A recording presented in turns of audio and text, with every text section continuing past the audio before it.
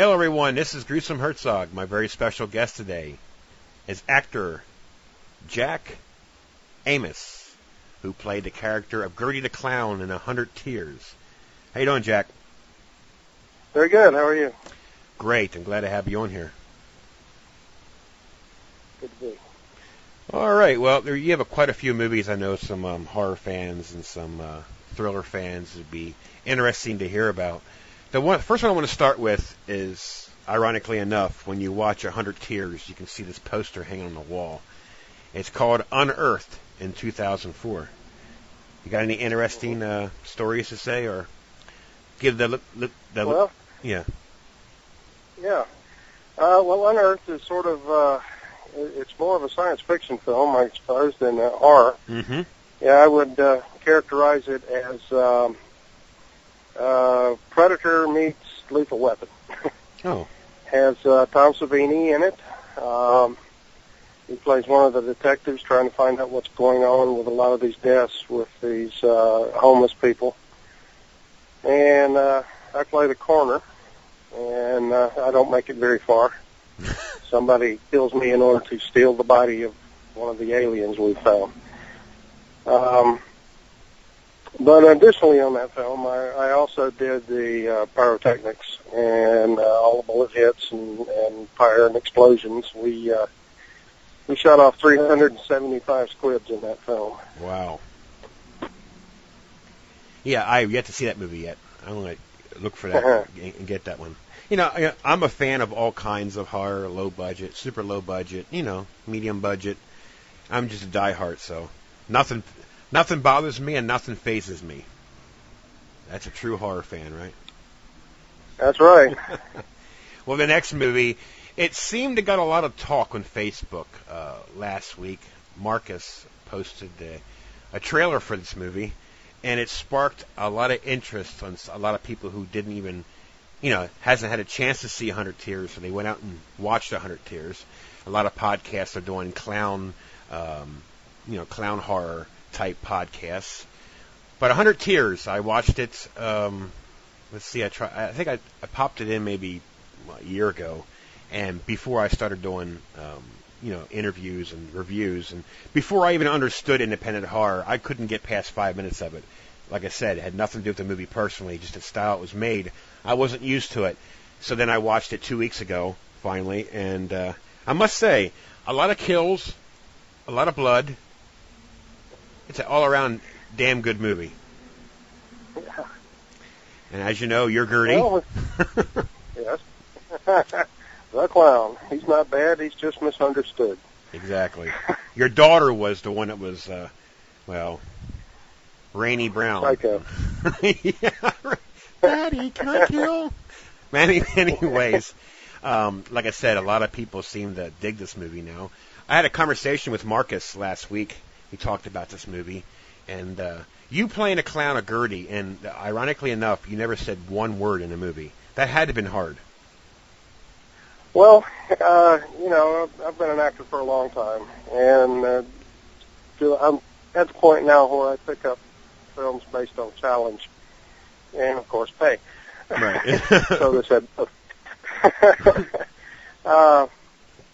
and it's a challenge for an actor to do a character without speaking, because you still have to do communication. You still have to let the audience know what the character's thinking, what he's feeling, what he intends to do, what he's thinking about doing.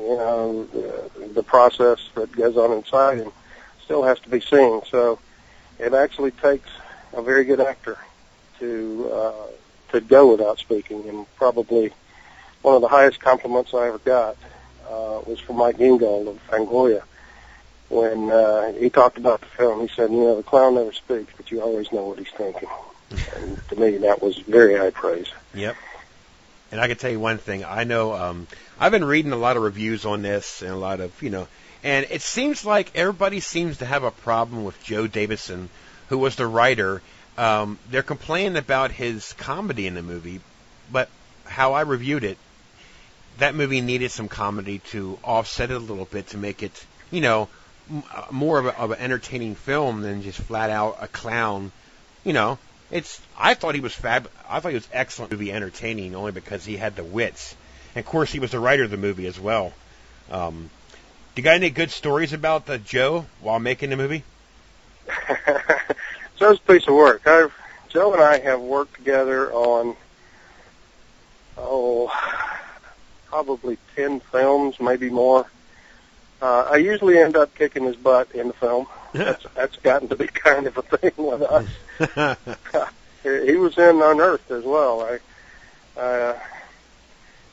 And I think that's the first film we worked on together was Unearthed. And he was young and wanted to do all this stuff. And I've been a seasoned stuntman and special effects guy for a long time. And it was like, you're gonna get hurt if you do it that way. Why don't you do it our way? And then he'd do it his way. He got hurt.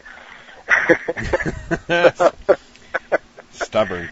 And after a while, he came to trust me when I said, you're going to get hurt. And I've sort of adopted Joe as kind of another son. He and I are good friends. We care a lot about each other. He has done several films, and he always puts me in them, one way or another. So, yeah. Now, were you first choice for the Killer Clown? No, as a matter of fact. There was another actor. They wanted to do it, but he couldn't do it because of other obligations. I mean, the way you're in this movie, it's just that hatchet. I mean, that's probably one of the biggest hatchets I've ever seen for any killer in a movie. But like I said, for it being low budget or medium budget, however, I don't really know how much it cost to make the movie. But it was well made. I thought it was well made. It was, it had the balance on it, but a lot of kills. And that's what a lot of horror fans love is the kills. I mean, you terrorize a poor halfway house. And then the one, I guess the chef or cook or it was fighting you there for a while. Of course, you won eventually. But, how can you, they had some scenes like you chop off the head of a girl in a wheelchair. I mean, seriously. Wow. But anyways, it had a great cast. Rainey Brown, as you know, she played Christine, your daughter. Jeff Dylan Graham, which I think he's an up-and-coming superstar. I really like his acting. Quibby Dorsey. Just a great cast. So Keebway Dorsey. Yeah, I said it wrong. Yeah, Keebway and the girl who played Jennifer, Georgia Chris. Yes, I'm sorry, I skipped. Yeah, it's an all-around good acting. The movie was made solid with the acting and the storyline. So, I think it's going to be one of those cult movies now. I think in years to come, 10 years from now, they're going to make their list of the top 10 clown movies of all time, and it's going to be on that list. So. Yeah, we Marcus and I, who was the director and special effects guy, he's responsible for most of the blood and gore and guts and goo, and DP and everything else in that film, editor. He and I talked a lot about the clown before we got started, and we didn't want to make him like this.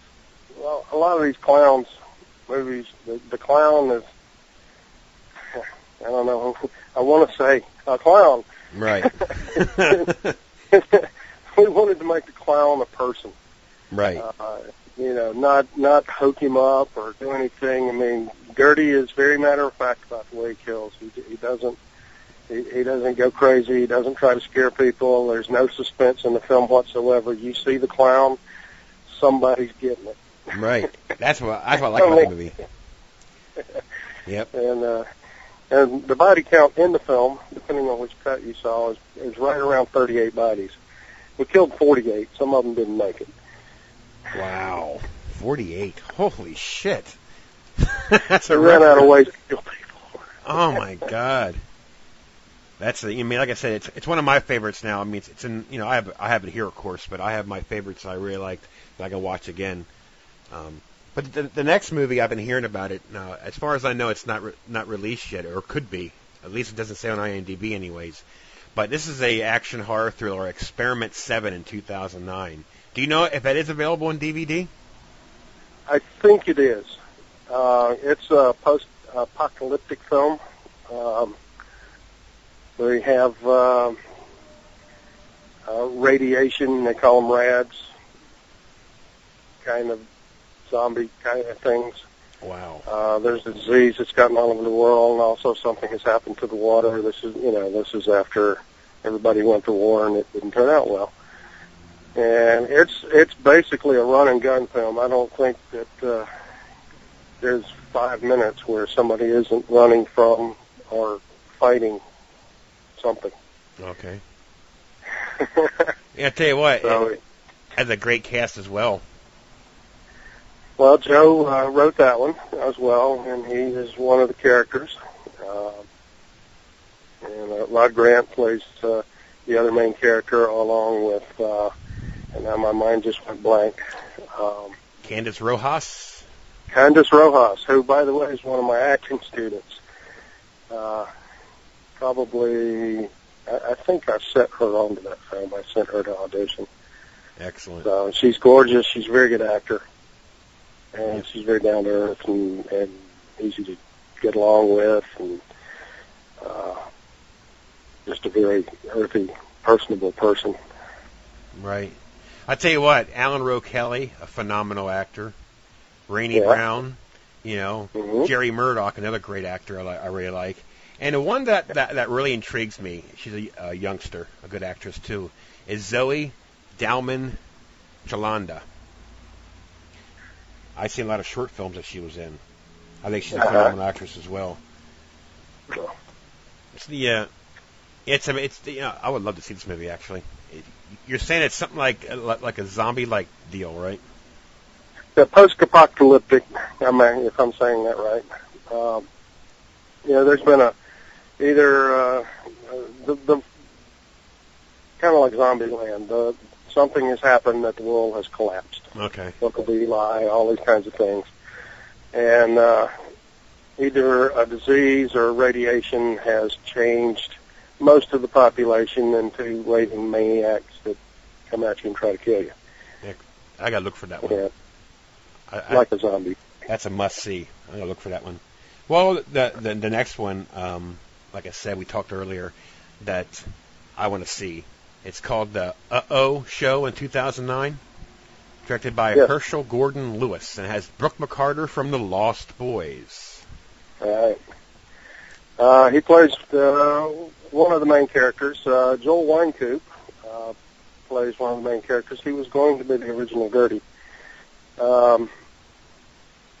Let's see. I think there's, I believe, I don't remember if Keyboy Dorsey is in that one as well or not. But the special effects, again, were done by Marcus Cook. And if you like The 100 Tears, you're going to like Uh-Oh Show because it's just as bloody. Wow. The basic concept is this is a game show.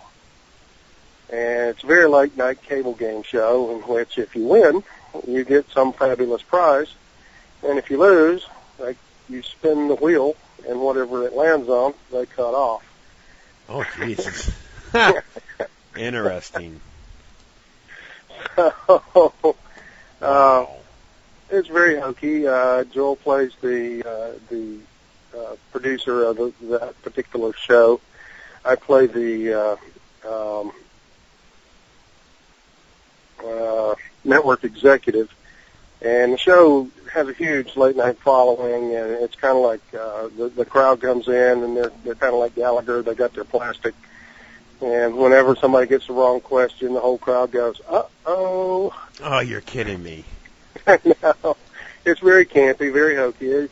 I tell people this is either the funniest gory movie you've ever seen or the goriest comedy you've ever seen. Wow. Now, when's that going to be released? Did you hear anything? It should be very soon. I know that there is a distributor. The premiere is happening the 28th of this month here in Tampa, and which you can't do that until it's actually released or turned loose by the distributor. So any time now. I can't wait. And I'm sure they'll get a lot of hype being Ursula Gordon Lewis being the director. It's been a while since he did one. Right, and that's on my radar now, so I write that down. Interesting. Is there anything else that you're involved with coming up? Well, I am headed to California in May. Another action film. This one's called Meltdown. It's supposed to happen partly in Brazil, partly in Las Vegas. Basically, these explorers have found this lost tribe in the Brazilian rainforest, and they run across this big pile of gold, and they escape with two of the party's wives and a documentary video, and that's about it. Everybody else dies. Wow. And then it's a matter of cat and mouse, and it's kind of a Romancing the Stone, Indiana Jones type genre. All right. I can dig that. I remember Romancing the Stone. That was a unknown, I guess that was what you call one of those unknown gems, because they made that Jewel Denial then, too. That was pretty good. Yeah. So it's in that kind of category, I guess you'd call it. All right. There's another film that you can watch if you're into vampire movies, called Live Evil. Has Tim Thomerson and Ken Cornet in it. Now I'm in the film, but you won't see me because I was doing stunt driving in that film. Yes, that's right. I had that movie. I gotta watch that yet. Yeah, that's right. That's right. That is a vampire movie. So. And it's there's a lot of markets. You know, you start. The acting filmmaking community is really a very small community. I remember the first time I went to L.A. to go do a film. Walked on set and I knew 7 people, and it's like, oh. Yeah, right. I just traveled 3,000 miles, and I know people. Yeah. That's good. Me, it's just, you know. No, I'm just trying to think. I'm just babbling. But the 100 Tears. Now, did you ever get any fan mail as far as because you're Gertie the Clown? Oh yeah, we set up a MySpace account because when it came out, MySpace was big. And Gertie actually got a number of surprising people asked to be his friend. Brian De Palma, unsolicited, befriended Gertie. Let's see, Danny Trujillo. Really? Did Gertie? I guess he liked the film. That's funny. And there's Gertie has thousands and thousands of friends now. So. Now, what is the MySpace address for that? It is MySpace.com/Gertie the Clown is one string. Okay. Now that the listeners can grab one to, if they got MySpace, they can add Gertie the Clown on MySpace. Right, and also it attracted all of the evil, crazy, twisted clowns, of which there is apparently a rather large population, and all of those friended Gertie. Yeah, that's funny. That's funny. All the King Clown, he's a king of all clowns, is he? Oh man, that's got to be funny. That's got to be funny. I discovered that there are a lot of people that just by being a clown is scary enough. When we were doing the convention route promoting the film, I mean, Gertie's covered in blood and carrying a big meat cleaver. But, right. I mean, people would run and hide just looking at him. I mean, he didn't have to be menacing, and of course, I never played Gertie to be, like, threatening or anything, and if you watch very closely in the film, Gertie never attacks anybody until you show fear or disdain. Right. And then he attacks. That's a good movie. I can't. But anyways, is there anything else that you got going on before we end the interview? Well, let's see. Worked again with Joe Davison on a film as Night Falls on, and we're currently in pre-production. We started, stumbled, farted, and fell on this one because our location turned out to be disease-ridden. Jeez. That's all right. Changed by the time it comes out anyway. I can edit. It's all right. Basically, it's kind of one of the old, I guess, Mike Stone, the old detective, kind of sort of thing, and then it kind of goes H.P. Lovecraft on you. You go into this, they're investigating this warehouse, and turns out this old guy has been trying to bring his dead wife back and consorting with demons and doing all kinds of demonology, and it's a toy factory, and all the toys turn into demons and start attacking. No shit. Now that has my interest. Kind of reminds me of Puppet Master in a way. So, and it's another running gun. I mean, it's you kind of get the introduction, kind of the old Mike Stone detective kind of stuff, and then from there on, it's just we're fighting or running. That's neat. All up, I've done a whole lot more commercials than I have films. Oh, really? Commercials pay bills. Yes, that's right. It's a little known fact that 60% of all actor income in the United States is from commercials. No shit. Didn't know that. Yeah, I mean, you read about these guys making $20 million a film, but there's another 1,000 making, $20,000 for commercials. Wow, that's good money for a commercial.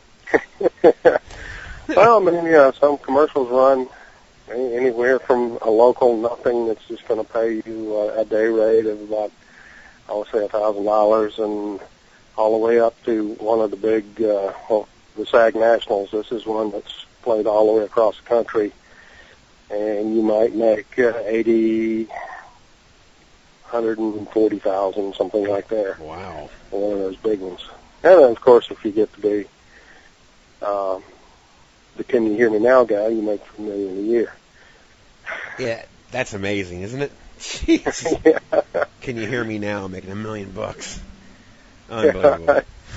And most people don't know. This is another little known fact. I don't know how old you are. Do you remember the Don't Squeeze the Charmin guy? Yes. Yeah, I'm 42. I remember. All right. When he died, he was the actor who had made the most money on camera ever. Really? Mr. Wimple? Is that his name? Mr. Wimple had made more money on camera than any other actor alive. No kidding. And number 2 was the original Maytag repairman. And that would be the one from WKRP in Cincinnati? No, he was the replacement. Okay. Oh, yeah, I do remember him. Yeah. Yeah, the guy who never had anything to do. Oh, yeah. Maytag's been down.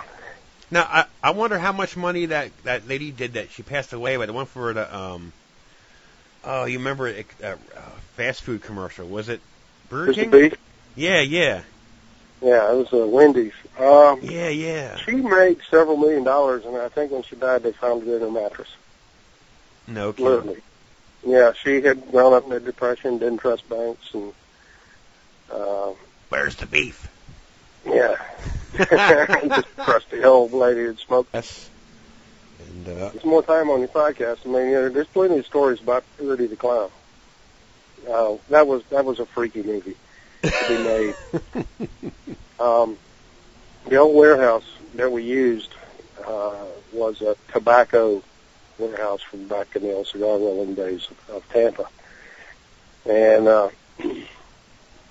this guy had talked, who was kind of in charge, was basically squatting in the place. He's an artist. He was a graphic artist. And he talks these people into letting him live in the abandoned buildings, and he's kind of like the night watchman. Okay. So anyway, we got permission to do this thing in this building. He had some other people there, some other artist types. We had this big New Year's Eve party. And one of these guys attacked one of the girls as she was going out to smoke, and somebody just heard the thump, otherwise he might have gotten away with it. They find him dragging the girl back with a wire around her throat. What? Yeah. And he said in this order he was going to kill and rape her. Jesus. Of course, he got a little street justice. I mean, the guys came around, they beat the crap out of him, and threw him out the building. And then by the time the cops came, he was trying to kill himself with some broken glass.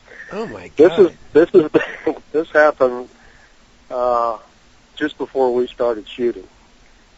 Holy hell! So we already had a serial killer in the building. Really.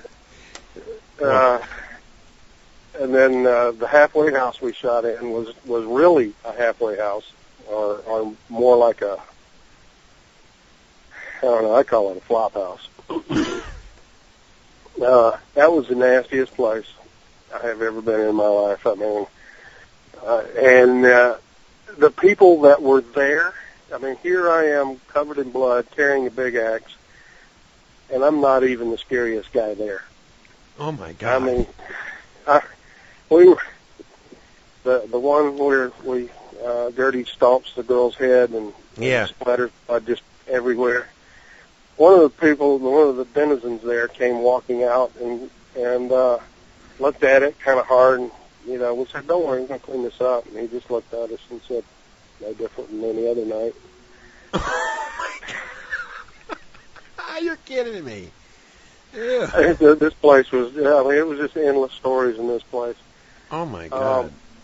The one where I chopped the guy's face into 3 pieces. Yeah. That night, we're sitting around and we're looking at this bulletin board beside this guy's apartment door, and it has all kinds of weird disassociated words and poo-poo-poo and love-hate and just, I mean, words that just don't go together for any reason.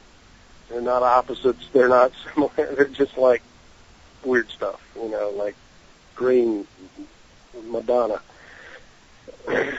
Out comes this guy, and he's just mumbling the same stuff that's on this bulletin board. Completely. Later on, I had a student who was a psychologist, a criminal psychologist, and he said, "Yeah, the guy's a dissociative reality. He's not with us." Oh my God! This is the place we're shooting. Gertie got a serial killer groupie. This guy comes out and he says, "Oh, you're killing some more guys. Oh, that's cool. I love that." No way. The Virginia Tech massacre happens while we're shooting. Oh, this guy goes off on the Virginia Tech massacre guy. He says, "But you're still my favorite, Gertie." Oh my God! Jesus. We couldn't wait to get out of that place. Holy hell! So you actually filmed while they were there. Now, how'd you keep them in the room? Oh yeah. Well, they just come and go. I mean, we kind of block off a hallway or find a little out of the way spot or stairs or whatever, and we just block them off for long enough to shoot, and they'd walk through, drag blood everywhere. Oh my God! You're kidding me. And we covered that place in blood, trust me. Now, was that filmed? Now, that was filmed in Florida, correct? Yeah. All of it was filmed in Florida. The bar that was filmed in, it was supposed to be the Carney Bar. That is a Carney Bar, and it's really called Showtime. No kidding. There's a town down here called Gibsonton. We call it Gibtown. Okay. And it is the winter home of and retirement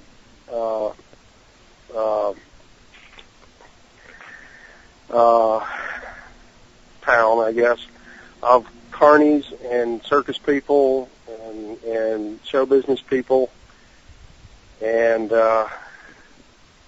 so that bar, you might see the Lobster Boy or, Pinheads or anything like that sitting in that bar at any given time. Oh, my God. Oh, jeez.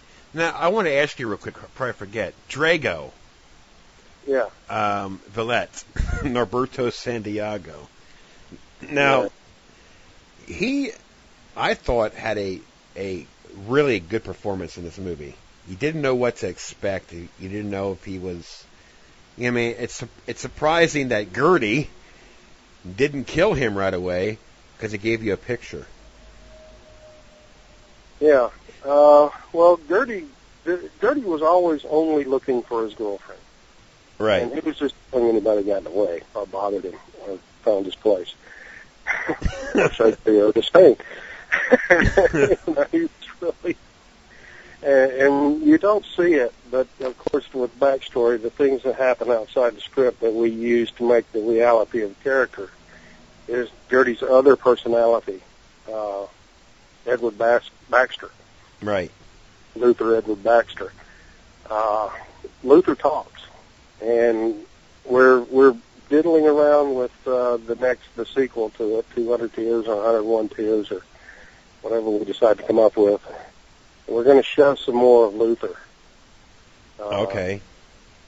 There was an end scene that we were going to use in 100 Tears where Jennifer has written a book about the serial killer called 100 Tears.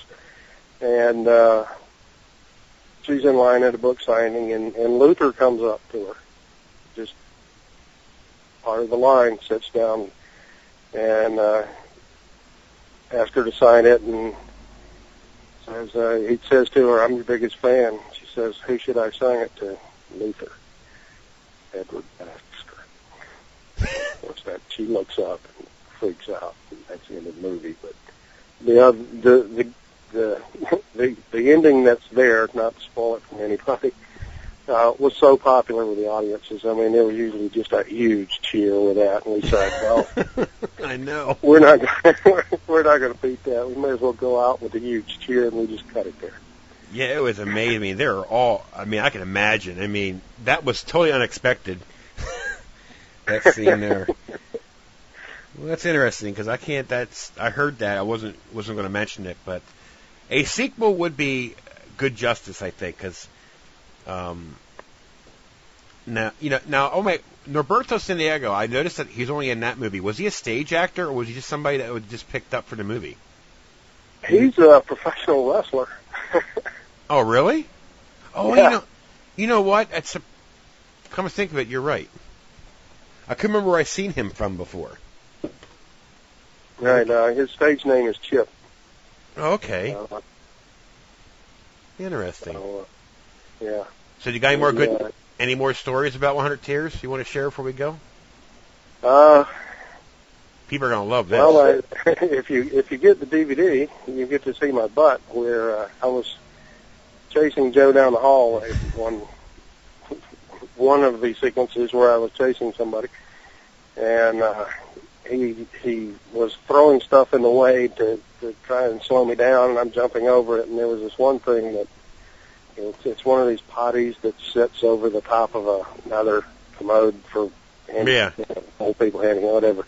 Anyway, I got my legs caught up in the legs of that thing. It came down right flat on my hip. Oh. And I thought I'd broken my hip. Damn. But we did get to show you a spectacular bruise. As part of the DVD extras. Okay. Yeah. I just can't get over what you're telling me about the people in that house. Oh my God. That's funny. Oh, it just went on and on and on. There was this crazy woman, this old car sitting out front of the place. And if anybody touched or got too close or leaned on this car, she went ballistic. "You're going to buy me a new car?" Yeah, it was crazy. Just foaming at the mouth crazy. Oh, my God. The whole place was like this. Who lived there? Was these people. Oh, my God. Now, how'd you guys ever find that place? I have no idea. Oh, my God. That's not my part. You had well entertained, right? Let's get the hell yeah. out of here. Oh, my God. There's drug deals going down. There's people who just got out of prison for murder. And, I mean, it was just, oh, my God, this place was. That plus everybody was sick for 3 days after we shot in there anytime. So. Oh, God. It just kept giving. Ugh. That's interesting. Well, Jack, I want to thank you again for coming on. That's an interesting story. That's some good gossip there. Some good information. A lot of people don't know that. They're going to know soon, I guess. All right, yeah, Jack. You talk to actors, and you're going to find out that there's always stories having to do with locations. Oh yeah.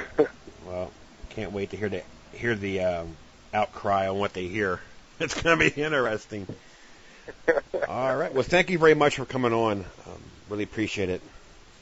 Oh, it was my pleasure. And you take care of yourself, and we'll talk again. All right. Thanks, buddy. Take care. You're welcome. See Bye-bye. ya.